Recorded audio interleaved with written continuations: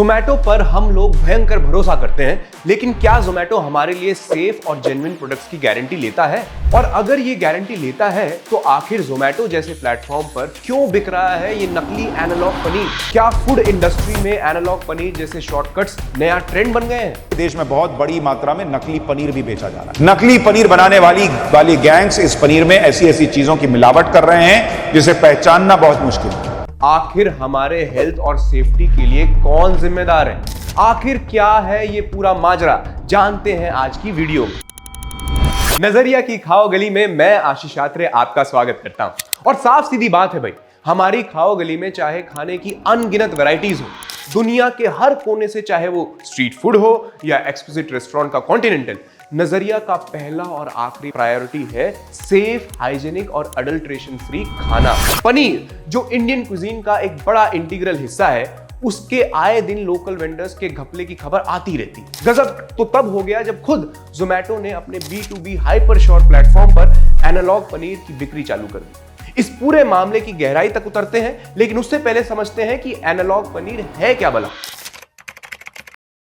देखो जी, लोग पनीर के दीवाने हैं और हमारी सोसाइटी का एक तबका तो पनीर को लग्जरी भी मानता है। यानी किसी खुशी के मौके पर या किसी स्पेशल दिन मिडिल क्लास परिवारों में पनीर बनता है। हेल्थ कॉन्शियस वेजिटेरियंस भी अपने प्रोटीन सोर्स के लिए पनीर पर डिपेंड करते हैं। माने डिमांड मार्केट में अच्छी खासी है। कई लोग इस डिमांड से निकालना चाहते हैं मैक्सिमम प्रॉफिट, जिसके लिए वो लेते हैं शॉर्टकट।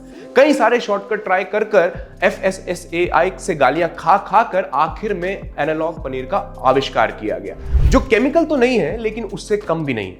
एनालॉग पनीर बनते हैं वेजिटेबल ऑयल्स, स्टार्च और मिल्क सॉलिड से। गोलमाल यह है कि इस सिंथेटिक पनीर को FSSAI as a non dairy product के लेबल के साथ बेचना परमिट करती है, जबकि it is proved to generate trans fat, जो टाइप 2 डायबिटीज कॉज करता है और हार्ट प्रॉब्लम्स को भी एग्रीवेट करता है। घूम फिर के सब बात आती है पैसे और प्रॉफिट पर। असली पनीर बिना मिलावट वाला अगर आपको किस्मत से कहीं मिल जाए तो वो आपको कम से कम 450 रुपए किलो के भाव से मिलेगा, जबकि ये सिंथेटिक पनीर मिलेगा सिर्फ 210 रुपया पर केजी के हिसाब से। तो चांसेस हैं कि किसी दुकान में आपको analogue paneer non dairy product के लेबल के साथ मिल जाए, बाकी आपकी मर्जी। लेकिन अगर बाहर किसी ढाबे या रेस्टोरेंट पर आप जाते हैं तो आप वहां पनीर बटर मसाला, मलाई पनीर, पनीर टिक्का वगैरह लेबल के साथ तो आपको नहीं मिलता। तो मेरी भोली भाली जनता पूछती भी नहीं है।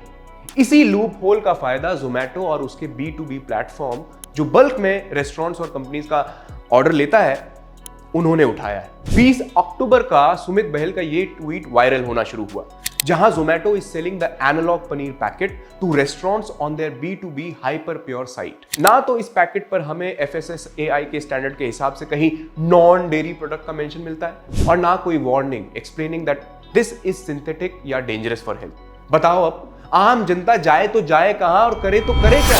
अगर हम करें तो करें क्या, बोले तो बोले क्या? आखिर कौन है जिम्मेदार? सिर्फ पनीर नहीं, पूरी की पूरी डेयरी इंडस्ट्री हेवी अडल्ट्रेशन का शिकार बनी हुई है।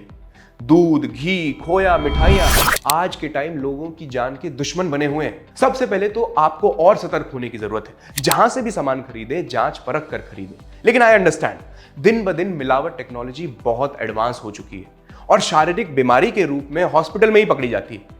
फिर भी try to go an extra mile for quality check. Vegetable oil, palm oil globally बदनाम हुआ है और US, European Union, Canada, Brazil जैसी कंट्रीज में तो बिल्कुल बैन है। बाहर फूड मैनिपुलेशन और मैल प्रैक्टिसेस लॉज और सख्त हुए हैं, जबकि हिंदुस्तान में अभी भी पकड़े जाने पर ये लोग बड़े सस्ते में छूट जाते हैं।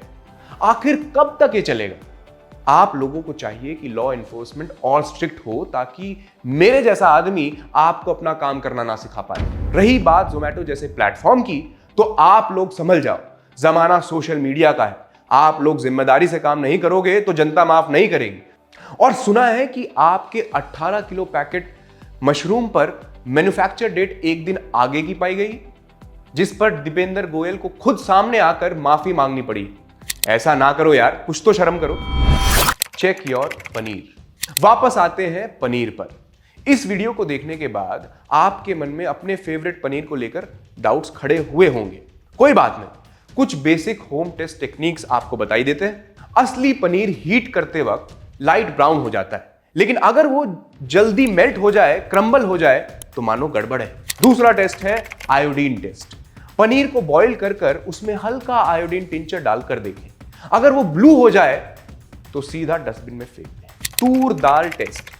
बॉइल्ड पनीर को पानी में कूल होने दें, फिर उस पनीर में थोड़ी सी तूर दाल डालें और 10 मिनट बाद देखें, अगर पानी हल्का रेड हो जाए तो पनीर में मिलावट है। दोस्तों, हम आपके अनएक्सपेक्टेड फूड अडल्ट्रेशन एक्सपीरियंस जानना चाहते हैं ताकि हम अपने सोशल मीडिया प्लेटफॉर्म्स पर उसे पोस्ट कर सकें। आप बेफिक्र होकर नीचे कमेंट सेक्शन में उन ब्रांड्स या लोकल दुकानों का नाम ले सकते हैं जिन्होंने आपको परेशान किया है, और हमारा नजरिया ऐसे तजुर्बों को लोगों तक पहुंचाएगा ताकि वो भी सतर्क हो जाएं। अगर आप पहले से अवेयर हैं तो आपको मुबारकबाद, लेकिन अब आपकी जिम्मेदारी है कि इस वीडियो को आप उन लोगों तक पहुंचाएं जो फूड चॉइसेस को लेकर थोड़े से लापरवाह हैं। अपने दोस्तों में, अपनी फैमिली में इस वीडियो को जरूर शेयर करें। ऐसी जरूरी वीडियोस मैं आपके लिए बनाता रहूंगा। All you have to do is to press that bell icon and subscribe button. Instagram और फेसबुक पर हमें फॉलो करना ना भूलें। मैं हूं आशीष आत्रे, मिलूंगा आपको अपने अगले नजरिए में। तब तक के लिए खुश रहिए, स्वस्थ रहिए, अलविदा।